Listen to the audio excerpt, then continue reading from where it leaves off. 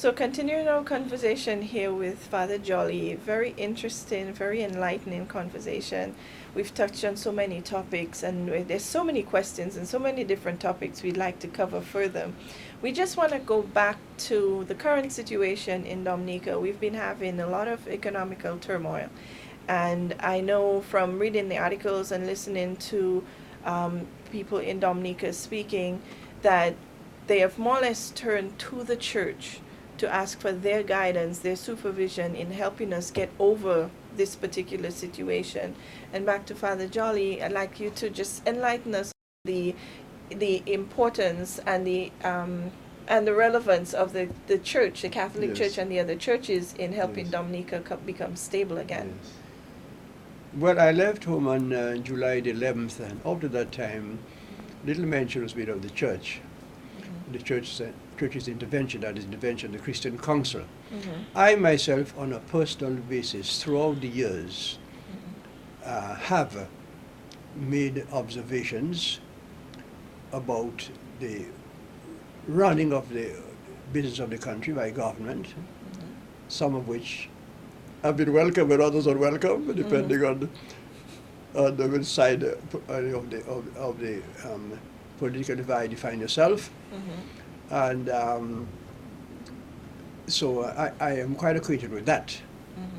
And there have been moments when criticism, that's very much in order.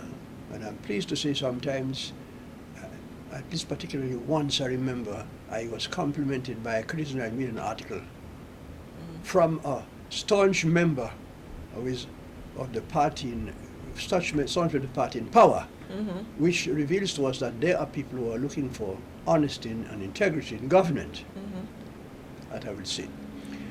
Now, the church in the Caribbean has a very privileged position. Of course, leaders of the church must be careful not to identify themselves as such with a political party, because our people tend to be very narrow-minded. I mean, for myself, I have been labeled a freedomite. I've been labeled a laborite. I've been labeled the UWPI, depending on the criticisms you make. Right. So even when, for example, we had the movement, MND, Movement for New Dominica, and so on, and the Black Power movement and so on. Because of statements I had made, I was thought to be aligned with these people. Now, so people deal often in this very undeveloping or even undeveloped societies tend to deal with you by labeling you. Right. And then this is a problem. But I think a churchman, or a religious leader should strive to be above politics. But particularly in our developing situation, we have to address the political issues. See, God does not speak to us only on the fringes of human life, as if we're only on certain peripheral matters. He addresses us, but he speaks. God is at the very heart of human life, and he speaks to us wherever men and women are to be found. Right. And what more important aspect of a human life is there than political life? You see? True. So the church certainly has a lot to say. Now, I well remember, after the Cuban Missiles crisis in 1960, when President Kennedy was president, and JFK was president of the United States of America, and then Khrushchev was the big man, who was Secretary General of the Communist Party in Russia. This statement was made by President Kennedy. All problems are man-made and therefore can be solved by man. Yes. All problems are man-made and therefore can be solved by man. And so our problems in Dominica are man-made. Sure. God didn't make these problems, while the developing countries like the United States and Britain and so on, by their trade, the attitudes in trade, and may have contributed in some way to the problem in which the problems you're experiencing at the moment, for example, in the banana industry, the problems you have in the United States and Shikita and Dole and so on, you know, Right, because of right. Shikita and Dole. Mhm. So you see, so certainly the big countries have contributed somehow, but the problems that we have are largely man-made. Now, I could talk a lot about, if we had the time, about the ways in which we live above our means, that the people have, the Caribbean to a great extent, particularly in Dominica, have been living above their means, and the government in itself has in many ways been acting as if it were head of a government with immense resources available. And this is the root of our problem. Now we have a moment of truth, and we should come to our senses. Let us stop this thing. The goal of most West Indians, particularly Dominica, because you're more concerned now with Dominica, which is in a state of crisis, is the American lifestyle. You know, American middle class style. Now, I have no problems with a Dominican or any West Indian living in the United States of America and North American country in Europe, adopting the style of the average person in that country. I have no problem with that. So if Dominicans are Dominicans in the United States who are living as middle-class Americans, as long as their income can warrant that, no, I have no problem with that. But when we're in Dominica, we have so much employment, our economy is in such a shambles, and we've been living as people who, even poor people, you know, are living as people who are not so badly off. In Granby, for example, where I work, when I walk through Lally in the morning or drive through, I see the children, you know, many of them from very poor homes, and I wonder what kind of breakfast they had, whether they had any breakfast at all. But there they're walking down the road going to school with a big bag on their back. Now, I've actually stopped sometimes and asked children, well, how many books do you have in the bag? One book, but that. On television, you see kids going to school and have a big bag, so they must have a bag. So the children want the parents rather want the children to be in style. Yes. See? Yes. In style. And the same thing will be said for First Communion and celebrations and confirmation celebrations and birthday celebrations, the 21st birthday celebrations, and even weddings and even funerals. Now, the other day, I was at the cemetery in Roseau after, and at the funerals, and I saw a number of wreaths. I asked somebody, what's the price of the wreath? Because I've never bought a wreath in my life. To me, well, about $20. A number of wreaths. Now, surely there's somebody who's getting money out of it. Sure. But I say, won't it be better? And that is done by people in the United States. If this person before death had asked all the mourners to make a contribution of at least $50 to the Dominica Infirmary or the acute psychiatric unit of the Princess Margaret Hospital, or some such institution, or the Princess Margaret Hospital, or the Grotto Home for the Homeless, and so on. Right. Instead of yes, instead of these wreaths. No, I know.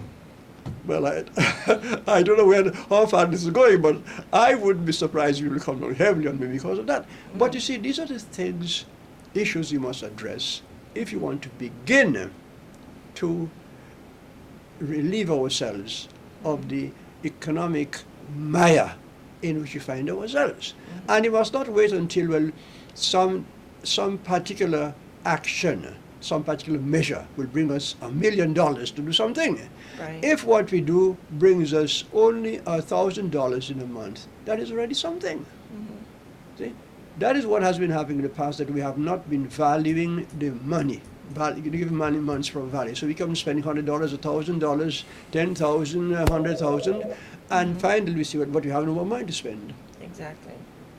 Because, you know, for us up here, we hear and we see pictures of the new homes and the new construction that's going on, you know, throughout the island, and we work hard up here. We know what the economy is like up here, and hearing all the problems they're having with the economy down there, unemployment, lack of employment, lack of income from agriculture, you wonder how are they making out? Because I know from talking to my family, it's very hard in Dominica. Everything is expensive, groceries and just bare living expenses are high. How do you cope with all these amenities? Yes, I'm very glad you brought up this problem. Since I've been here, for example, a couple of friends have taken me out, and then I take a look at some of the houses and see, but these are the houses we're building in Dominica, and not the kind of houses that we have. And of course, they agree with me. They try to build the biggest of houses. You know, in the past, people built that way. I know they're good families, families that are fairly well-to-do today, who in the beginning lived in a two-room house. Man and his wife started with a two-room house and added a room later, and today they have a fairly big house. Or what could happen is that when in your early life you build a two-room or three-room house, then 10, 15, 20 years later you build now one that is more adequate for your family, and you can rent a smaller one. So it's not lost anyhow, but we go right now into, you take a big loan, and construct a huge building, and you spend a whole life paying for that building. Then when the government increases tax on some commodity, of course there's an outcry because you have no money, because all the money is going to the bank. Right. See? And that is a problem. That again, we're not living according to our means. You would know, for example, one big problem with farmers today is the investments which they have made. In the 70s, for example, a lot of farmers did not own a pickup.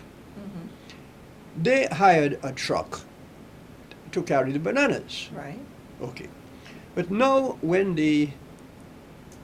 particularly under the Freedom Party, a lot of roads were either rebuilt, you know, and or new ones were built. Then these farmers purchased their own pickups. They had to take a loan, of course, to purchase the pickups. Right. And then now there were problems repaying. They found that all the money was going to the bank, and there was very little money coming to them and their families. And then there was an outcry. In fact, that was probably one of the reasons for the downfall of the Freedom Party, which was not of their own making. Right. You see, because the truth is that there is a price for development, but we have to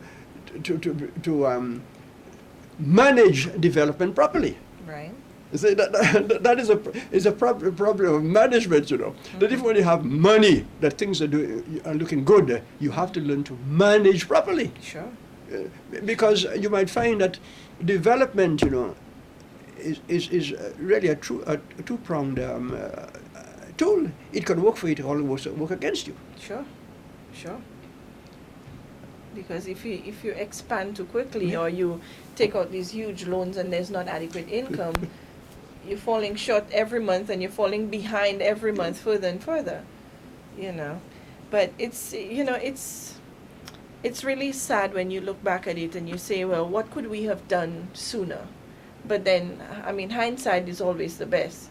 But what we have to do now really as a nation is get together and come up with solutions for now and the future.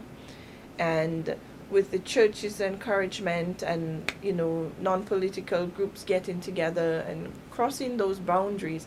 And hopefully, as we had, I think someone they were interviewing on Mapping, we were listening over the internet, had mentioned that the problem too was that a lot of the farmers' children were sent away, and they never returned to farm the lands, and nobody wanted to come back and get into agriculture. So you have a generation that didn't want to get their hands dirty. They didn't want to go back into agriculture. So you have either the older people as the farmers with the younger set that's left behind, and there's not enough support as far as agricultural production goes. That is true, Cassie, but there's an added problem too. Many of the young people do not wish to go into farming. They abhor the cultivation of the soil, right, which is a pity. And that reflects, it would seem to me, very much on the kind of education which you have. Because in an agricultural country, agriculture to be at the heart of an educational system. Absolutely. So, And it's not. It's not in Dominica. We've fallen short of that, and that's a discussion I remember that had taken place at Convent High School. We had a discussion of that, and that's going back to the 70s. We had spoken about that, encouraging us at that time. We were the children of, well, I wasn't the daughter of a farmer, but my generation were the children of the main farmers. And there was nothing really encouraging any of them or us to get into that field. It was more get away, go work in an office or a bank, or go abroad to study, and there was no stress on coming back. Or, you know, the few of us who went to school and did agriculture, a few of them did come back home and got involved in agriculture, but so few. It really did not make too much of a difference. it would seem to me that often in our developing countries like Dominica, we are too eager for visible success. Visible success. In a small country, the scope is rather limited. And we should not judge people by whatever visible or material success that we notice. Because it can be very discouraging. For example, I can well understand a man committed to, let's say, farming, the hotel industry, and other endeavors like that could at the end of the day come up with very little. But the man hasn't wasted his time. He has been working, hard, he's obtained satisfaction and pleasure in the job that he's doing, and he's building up himself and his family, and he's an example to others. And because I think of particularly one man, perhaps I should not mention now, and sometimes I've heard he say that, well, he's a good talker, but he's not very successful. Well, I think that man is making a very good contribution to the country in his own way. Sure. You know, very inspiring. Sometimes the words are do more than the deed. Yes. You know, the words are what probably sparks the deed in someone else. You know, encourages someone else to step in and follow through. So, switching the topic a little bit, we just like to touch on an international matter and just try to understand how it has impacted Dominica. With all the problems that we've seen, especially here in North America, with the problems with the Catholic Church, has that had any direct impact, or have you seen any direct impact in the Catholic community back home? Yes, Kathy, well, these days, thanks to television, everything which is the very corners of the world, and Dominica is no exception. Right. You'd be surprised. I mean, very simple people, some of whom are illiterate or semi-illiterate, well aware of everything. Of the news, and particularly when the news is bad. Yes, the sex scandal among priests in the United States is well known, and of course it extends to the whole world really, but more in the United States. Yeah. And people ask questions, and sometimes, of course, the problem is grossly exaggerated, but it is a reality. And well, but that's what life is all about. I mean, things happen. A lot has been said. I must have read a lot about it, and I have reflected a lot on it. I mean, I don't have the solution, and I don't think anybody, neither the Pope or the bishops, anybody has a solution and for these matters. In fact, often we're looking too much for solutions. I like to recall a very, very meaningful statement made by one writer. Life is not a problem to be solved, but a mystery to be lived. And we'd like to have problems for all our solutions, rather, for all our problems in life, but life just isn't that way. Now, of course, it is a tragedy. It is very regrettable, and there is no way we're going to whitewash the whole incident, pretend that this thing is not grave. It does happen. Well, it tells us a lot about the humanity of priests. We need always to remember, though, that that that priests, the life of priests reflects very much society in which we live. It's like, for example, President Clinton. I have no hesitation, in expressing my sympathy for President Clinton, even in his the depth of his miseries, his woes. I say, well, I don't approve of whatever is wrong in anybody's life, whether it be a priest or a layperson or president. But the thing is that the important truth is that it is a society that is creating the people. The president doesn't come from outside; he comes in the heart of the people, and so does a priest. These are the kind of persons, the kind of leaders that the society is creating. Having said this, of course, there is a statement, noblesse oblige, that if you are given a position of reverence, of honor in society, then you're expected to live up to it. There's no doubt. And it's unfortunate, of course, that errors are made, but it tells us a lot about humanity of priests. It also helps us to appreciate the kind of sacrifice that people make. Because, look, it is significant that as soon as, if one priest, for example, in the big New York City commits some moral fault, that it will be in the papers. But how about the number of priests who live their lives, It's a whole life, 80, 90 years, and nobody can ever point a finger at them and so on. And people die and they don't even, at most they record their death, and nobody ever reflected on the kind of life of dedication that they lived. So you see, we have a society which is not very, very kind, and we have to watch that too. But of course, the church needs to examine itself and see, well, what is the root cause of all these things? I mean, let us face it, if a priest does not behave morally, doesn't behave according to his priestly commitment, he might be psychologically ill, then he needs treatment. That can happen. Any priest can undergo a psychological breakdown.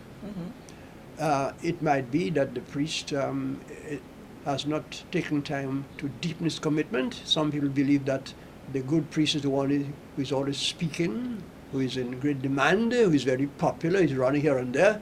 It is significant that many of the priests who got into trouble were said to be very good preachers, very popular people, very social and very active in the parish. It's not as if that they were watching television all day and all night and just enjoying themselves, drinking and so on, and smoking the cigars. No, they were working, but perhaps they give so much of themselves to the people that they did not take time off to reflect on their own relationship with God, and which is the very essence of prayer. So they cross. They tend, I guess, in a sense, you can say they cross that line. The commitment, the line of commitment, they cross, and then they become too much involved in the community or in the society's lifestyle. See, sometimes we give so much of ourselves that we don't maintain any space for our inner selves, and which is the tragedy. And of course, there is the question of discipline. We have a society which is very ill-disciplined, and which is very tolerant, which is very tolerant, until you get into real trouble. Yes. Sometimes you're even scorned for being too stiff, too prudent, too conservative. Oh yes, and people, yes, but then they say, okay, when you are, as we say, large, you call, as some people say, a little bit. Too much. All right, then you get into trouble. Right. But on a more pleasant note, we are now facing the inauguration of a new bishop. Yes. In Dominica. Can you just tell us a bit about that?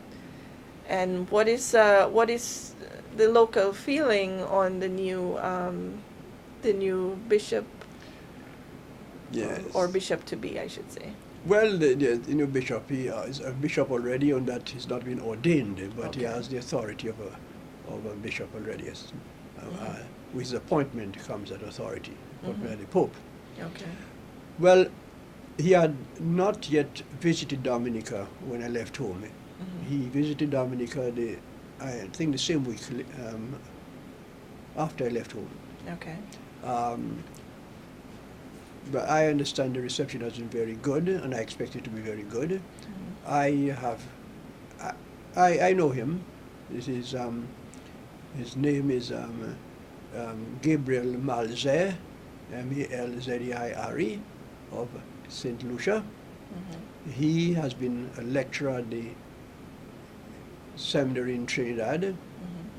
and also at the University of West Indies, the St. Augustine campus, Trinidad. Okay. He has a doctorate in theology. Mhm. Yeah, so he's a well-equipped man, and with the kind of investigation that precedes rather the Mhm. appointment of a bishop, Mhm. I should think he's a very capable man, morally, spiritually, psychologically, and intellectually. Okay. And how does the hierarchy go as far as who would be the next after him in Dominica? Well, there's nobody really after him. I mean, Mhm. the bishop, and everybody else is a priest He's or a a priest religious after. brother, just sister, or lay person. Okay. Now, what he will do is, after his ordination, Mhm. he will appoint a vicar general. The canon law, the law of the church provides for that.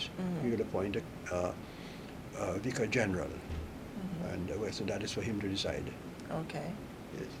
Well, we really truly appreciate you joining us. It's been so pleasant speaking with you and reminiscing of Dominica and just, getting a better enlightenment of what's going on and covering all the topics that you have throughout your book, writing history. We look forward to speaking with you again on your next issue of either Building Bridges or your new book. And we welcome you anytime you're in New York. Let us know when we visit home. Give us the opportunity of talking to you again. And we wish you all the best and all the success with your new book and all your endeavors. Those of us who remember Father Jolly, we have always been touched by his sermons. He's always thrown in a little local anecdote and a local joke, and really touched our lives. For me, it was always through the 70s. I always remembered his, his preachings and his homilies. So we thank you for viewing. We thank you for listening to what Father Jolly has to say. And we do ask you to support him by purchasing a copy of his book, Children of the Sunset, and even purchasing or subscribing to Building Bridges.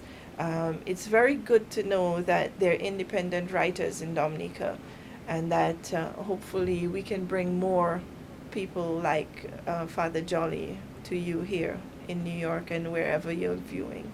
We thank you again and have a pleasant evening. I want to thank you, Kathy and Morrison, for this opportunity to express myself in response to your request for an interview. I hope I have done credit to this wonderful opportunity which Absolutely. you have given to me. Absolutely. And so I'm glad to see that you continue your concern about Dominica. I said a while ago that at the beginning of our interview, I recall very much that group you all had, and I was always very impressed by it, In Search of Something New, Yes. the ISON. Yes. Yes. And I think this is the type of thing that we need in Dominica. Yes. Yeah. But of course, there's something that precedes that. There must be family life, which you had. And you Yes. have known your father and mother very well. Mhm. And in fact, your father was a schoolmate of mine. Yes, I remember him talking of that. Yeah. And I wanted to compliment you on this work that both of you and your husband are doing at the moment, with them disseminating information about Dominica involved in the media. This is very, very challenging and very rewarding